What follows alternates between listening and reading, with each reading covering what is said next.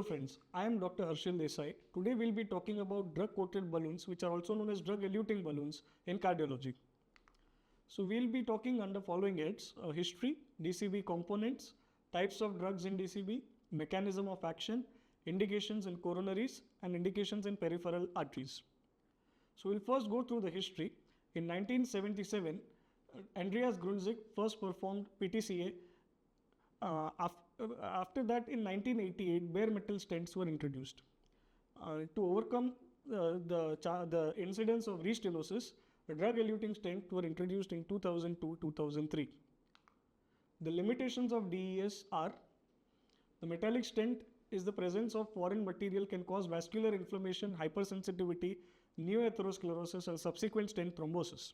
It should be emphasized that the late luminal enlargement and restoration of vasomotor function are both compromised by permanent metallic cage. Furthermore, dependency on prolonged DAPT is associated with significant bleeding risk. The long-term efficacy in preventing restenosis is also limited for DES in difficult patients and lesion subsets such as diabetics, complex coronary anatomy including small vessels, diffuse disease, and bifurcation lesions. We'll go through the history of DAB. As frequently happens, the drug-coated balloon project arose from an incidental sequence of activities in remotely related subjects. The first animal trial with different drug-coated balloon prototypes began in 2002, and the first patient in PACOCAT ISR 1-2 trial was enrolled at the end of December 2003. DCB are semi-compliant angioplasty balloons covered with an anti-restenotic drug that is rapidly released locally into the vessel wall during balloon contact. The objective was to achieve similar efficacy through local drug delivery without the need for prolonged DAPT. One of the most significant features of DCB-only angioplasty for native CAD is late lumen enlargement. So what is the procedure of drug-eluting balloon?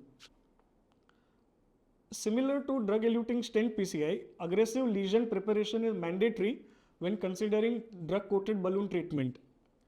A predilatation balloon-to-vessel ratio of 0.8 to 1:1 is recommended, usually starting with a plain balloon and escalating treatment depending on lesion complexity to cutting or scoring balloon or even atherectomy or intracoronary lithotripsy in case of severely calcified lesions.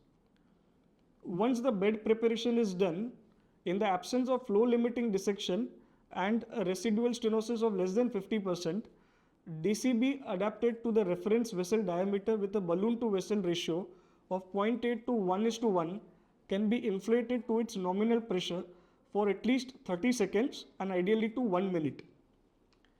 After DCB delivery and inflation, if the angiographic result is unsatisfactory, that is presence of flow-limiting dissection or less than TIMI-3 flow, short bailout stenting should be considered when feasible.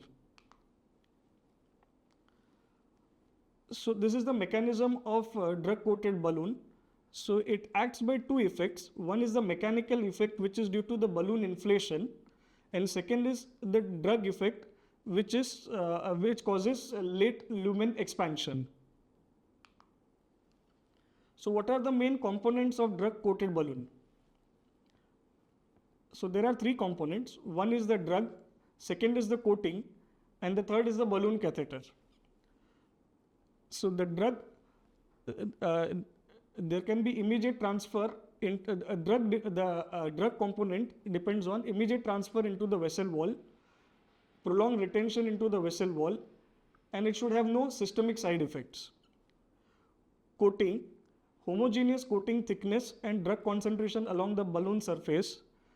It should have quick drug release and coating fragmentation into submicron particles to allow drug delivery after balloon inflation. And balloon catheter, there should be minimal drug loss during tracking, there should be minimal drug loss during inflation, and there should be optimal vessel wall contact on inflation. So the components which influence the drug-coated balloon performance are: first is the drug morphology, which can be in the form of crystalline form, amorphous, hybrid, nanosphere, or microcrystals. The second component which influences the DCB performance is the excipient, which can be iopromide, shellac, urea, etc. And the third and the very important component is the drug dose.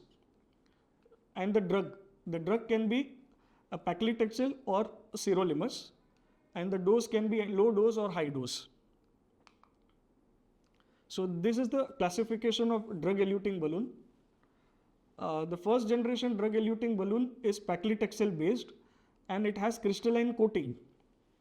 The second generation drug-coated balloon is also paclitaxel based and it has non-crystalline coating.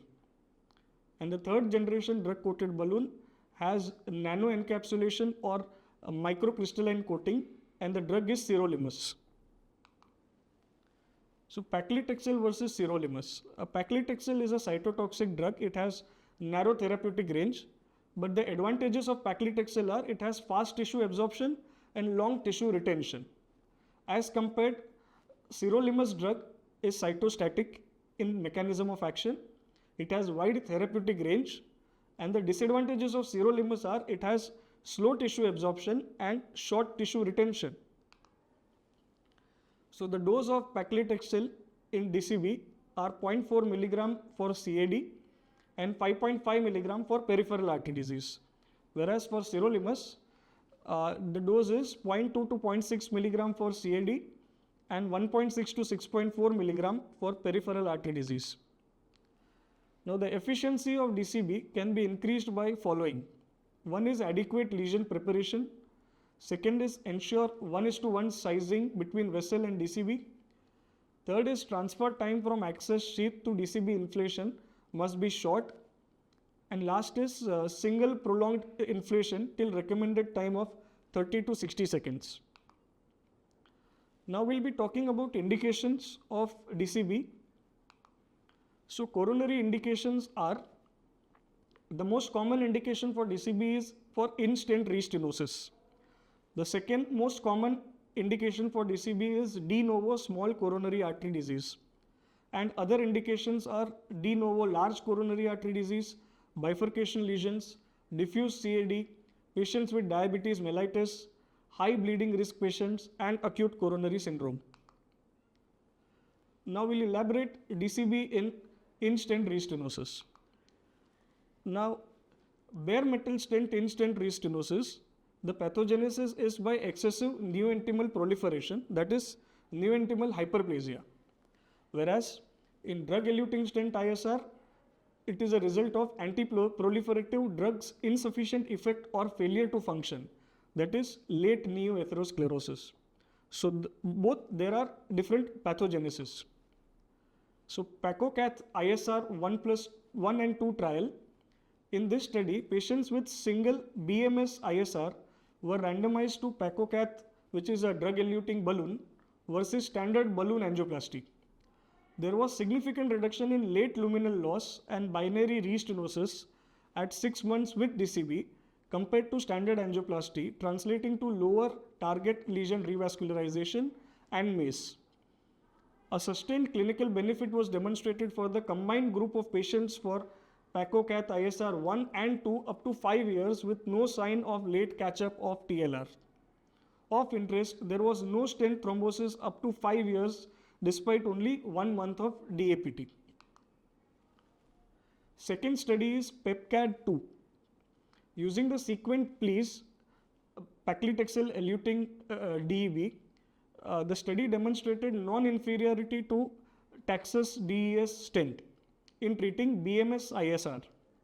The primary endpoint of late luminal loss at 6 months was lower with DCB, resulting in a lower binary restenosis rate. Lower MACE occurred with DCB, primarily driven by lower TLR. So the above two were the studies for BMS ISR. Now we'll go through studies of DES ISR. ISAR Desire 3, which is a 2023 study. The results of this trial indicate that angioplasty with a paclitaxel coated balloon is similar in efficacy to repeat DES PCI in patients presenting with DES ISR. Both these approaches are superior to balloon angioplasty alone. It should be noted that the majority of these patients had focal ISR. These results make a strong case for considering drug-eluting balloon as the first line therapy for DES ISR, especially for focal lesions. At 10 years, there was no difference for the composite endpoint and target lesion revascularization between paclitaxel eluting balloon and paclitaxel eluting stent, but there was higher risk of mortality with the stent between 0 to 5 years. So DCB instead of repeat DES implantation is particularly attractive in patients with multiple previous stent layers, those with relevant side branches emerging from stent with ISR, and those who on clinical grounds may benefit from shorter DAPT regimen. The next thing we talk about is DCB in de novo small vessel disease. DCB in small coronary arteries, by definition, small coronary arteries are between 2.25 to 2.75 millimeters. So treating lesions in small coronary vessels was the second largest indication for drug-eluting balloon. The indication is based on PEPCAD-1 registry. So the method is the same. We first predilate, and if there is good angiographic result, we go ahead with drug-eluting balloon, or if there is any of these like major dissection, less than TIMI-3 flow, or residual stenosis more than 30%, then DES will be implanted. So drug-coated balloon in small vessel disease trials are Basket Small 2 trial, which was done from 2012 to 2017. A paclitaxel iopromide coated DCB was found to be non-inferior to second generation DES in terms of a composite of cardiac death, non-fatal MI or TLR at 12 months. Second study is Restore SVD China trial in 2018 found that the DCB was non-inferior to Resolute integrity stent in terms of percentage diameter stenosis at 9 months and had comparable target lesion failure rates at 1 year. And third is Picoletto trial of 2022 for de novo small vessel disease lesion. A new generation DCB was found superior to the stent in terms of late luminal loss as the angiographic pattern and comparable in terms of clinical outcome. These findings may support the use of DCB as an alternative to DES in small vessel disease, but only when lesion preparation is sufficiently accomplished. For small vessel disease, there is another trial which was carried out called Transform-1, in which they compared SCB versus PCB. SCB stands for sirolimus coated balloon versus paclitaxel coated balloon. And 121 patients with de novo small vessel disease were randomized, and primary endpoint non-inferiority 6-month angiographic net lumen gain. So they concluded the study with which showed that there was no non-inferiority for primary endpoint, and SCB was associated with higher late lumen loss. So this was attributed to the drug pharmacokinetics and bioavailability. Recently, long-term results of 3 pivotal trials comparing the outcome of DCB versus DES in native coronary vessels have been published, bringing to light the potential role of DCB in future coronary intervention. Despite robust data on the safety and efficacy of DCB in de novo small vessel disease, the indication for their use is still lacking in the international guidelines. DCB in large coronary artery disease. With growing evidence to support the safety and efficacy of DCB in de novo large coronary arteries, the use of DCB alone or as part of hybrid strategy in combination with DES is becoming an intriguing alternative to long metallic implantations. A DCB strategy could be of particular interest for ostial lesion, as they are associated with geographical miss rates of up to 54% and a 3-fold increase in TLR. So this is the procedure. Optimal lesion preparation is must, and once that is done, if the angiographic results are acceptable, then DCB needs to be implanted.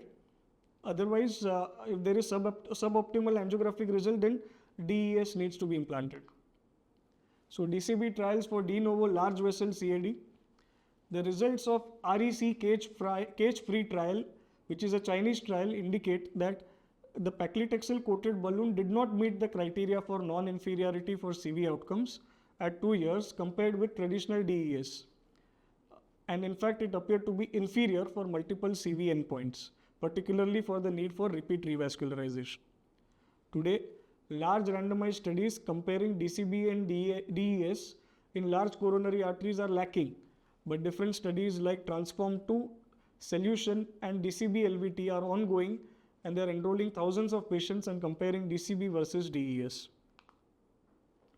In general, DCB PCI in large vessel is feasible, but careful selection of patients and adequate preparation of the target lesion are key criteria in the treatment of these lesions.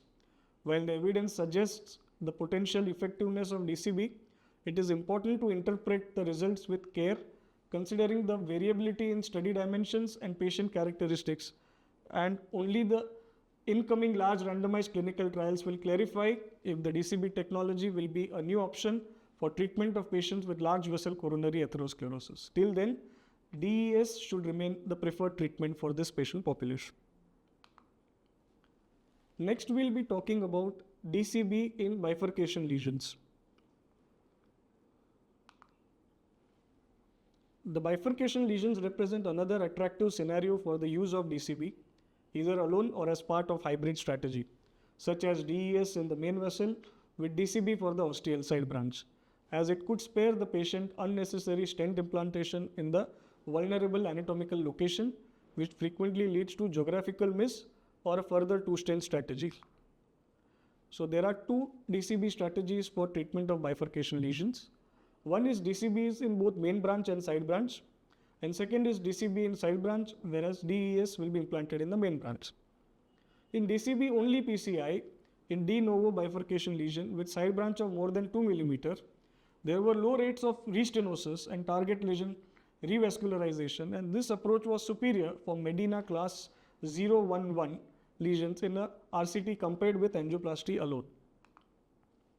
Following ostial side branch balloon dilatation, subsequent DCB significantly reduced angiographic late lumen loss and binary restenosis at 9 months compared to no additional treatment. Based on these results, DCB would be a preferable approach to the side branch when the DES was employed in the main vessel, and it also avoids the carina shift. Optimal lesion preparation is recommended because kissing DCB dilatation may develop coronary dissection or perforation. It provides an advantage by reducing the number of stent layers in patients with bifurcation restenosis, particularly when the index PCI used two stent techniques. The recent European consensus document, however, does not support the use of systemic DCB use in de novo bifurcation lesion due to lack of conclusive evidence. Next, we'll be talking about DCB for diffuse long lesions. Diffuse long lesion may frequently require stenting with long overlapping stents, which is known as a predictor of adverse events such as restenosis or stent thrombosis. The appeal of DCB with spot stenting is in reducing the amount of metal in the vessels with its associated thrombotic and restenotic risk, while retaining the possibility of future bypass grafting. A small pilot study enrolled patients with mean lesion length of 74 mm. Using this approach with optimal balloon angioplasty and IVUS guidance, the 6-month angiographic and clinical results were highly encouraging. Currently, trials are being conducted testing this approach against the stent. Next, we'll be talking about is DCB in diabetics. Diabetics, more than 25% of patients referred for coronary revascularization have diabetes. The homogeneous drug delivery by DCB may provide a valuable alternative to DES in diabetic vessels, which are often diffusely diseased with high plaque burden.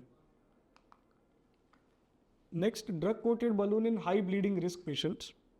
Another challenging scenario for DES is represented by patients with high bleeding risk, where potent and prolonged DAPT is risky and life-threatening.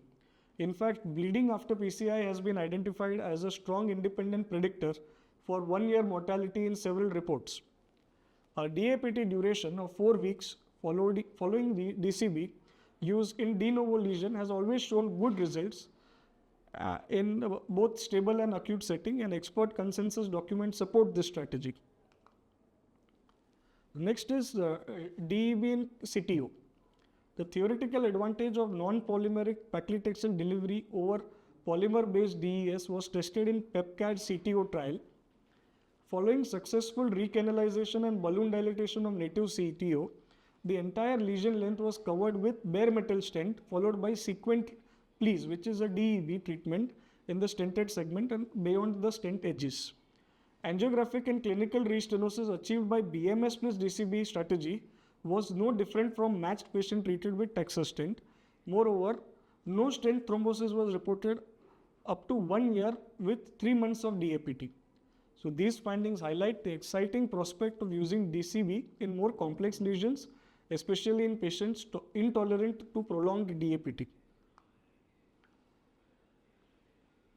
Next, we'll be talking about drug-coated balloon in acute myocardial infarction. Stent-related events occur more frequently following an ACS, thus limiting the amount of metal or even leave nothing behind approach seems to be a plausible goal.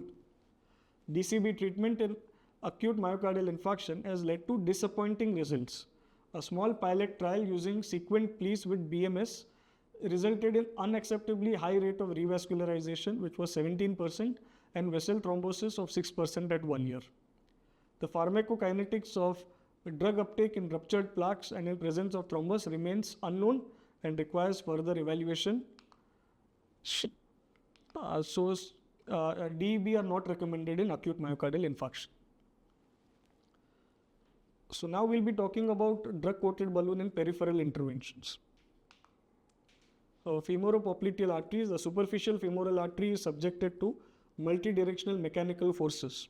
As such, although stenting is recommended as primary therapy, restenosis rates remain high.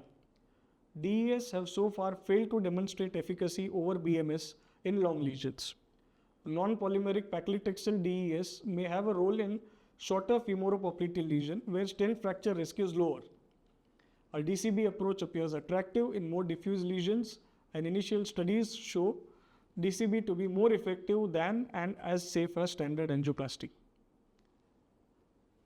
So we have Thunder trial. Thunder trial randomized patients with femoropopliteal disease to angioplasty with PACO-cath versus balloon angioplasty, and follow-up at 6 months demonstrated that the drug-coated balloon superiority over the other groups with TLR reduction sustained up to 2 years. The second such trial was Levant-2 trial among patients with symptomatic femoropopliteal peripheral artery disease. PTCA with the drug-coated balloon resulted in a rate of primary patency at 12 months that was higher than the rate with angioplasty with standard balloon. The drug-coated balloon was non-inferior to standard balloon with respect to safety. Third is IMPACT trial. Luminal gain from positive remodeling was demonstrated with IMPACT trial, and at 6 months was superior to standard angioplasty across various lesion subsets. Next, we'll be talking about drug-coated balloon for below the knee disease. The IMPACT Deep CLTI trial, patients were randomized in 2:1 ratio to receive treatment with drug-coated balloon or plain balloon angioplasty. No statistically significant differences were detected in primary efficacy outcomes, and the composite primary safety endpoint was similar. However, major amputation rate at 12 months was more than twice as high in DCB arm compared to POBA arm. Hence, drug-eluting balloon are not recommended for below the knee disease. Lack of luminal gain, recoil, residual restenosis, and flow-limiting dissection could be other important causes for lack of clear DCB benefits over plain balloon angioplasty in BTK segment. Also, these observed results may be attributed to embolization of paclitaxel coating components into distal vascular bed and may potentially impair wound healing. Next, we'll be talking about DCB in other vascular territories. Preliminary results have been encouraging in treating ISR of intracranial atherosclerotic disease with sequent please or Dior in conjunction with self-expanding nitinol stent in 52 patients, achieving 81% procedural success in only one case of restenosis over 1 year.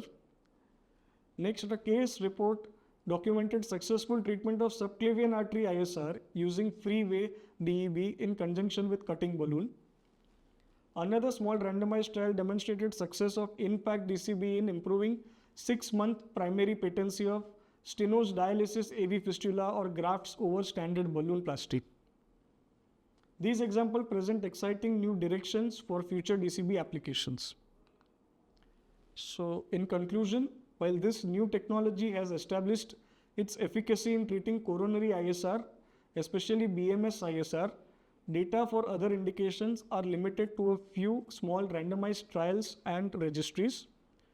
The only FDA approved indication for drug-coated balloon is ISR. Looking forward, larger randomized trial using clinical rather than surrogate angiographic outcomes are required. Also, different DCB need to be compared head-to-head due to differences in manufacturing processes and drug release kinetics. For now, this technology appears promising in treating small vessel disease, de novo lesions, and femoropopliteal disease. The immediate comparators to DCB are drug-eluting stents, which have high success and low stenosis rates in coronary artery disease treatment. Newer DES have lowered the accrued risk of late stent thrombosis even further. Besides a clear role in treating ISR, DCBs must establish equivalence to the new generation DES across other clinical indications. As the interventional community awaits more robust clinical data, perhaps the greatest potential in DCB use in patients not suited for DES implantation and intolerant to prolonged DAPT. Thank you.